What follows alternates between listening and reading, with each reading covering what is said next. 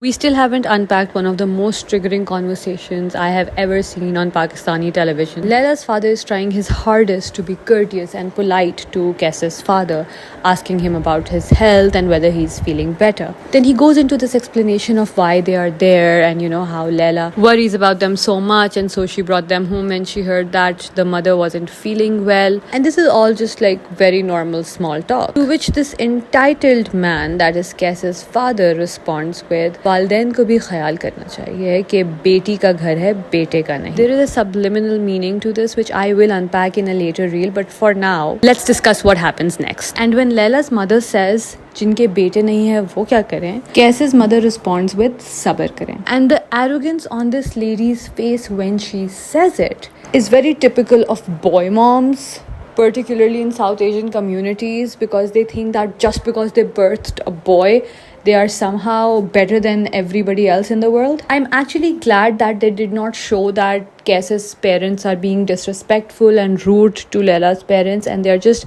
being quiet or awkward or getting embarrassed. Laila's mother responds promptly, though respectfully and calmly. Even though people are upset that Laila's mother used words like jahalat, but that is what it is it not? Thinking giving birth to a boy is better than giving birth to a girl is jahalat. And Kes's parents have just shown up at their place and are already imposing their own rules, when Kes himself has said multiple times that he has no problem with Laila working, and he has said it in front of them. I think Kes's parents are relying on the fact that Kes wants to please them and make up with them no matter the cost, and he will stop Laila from working just to make them happy, which, considering how big of a red flag Kes actually is, I think he might actually do.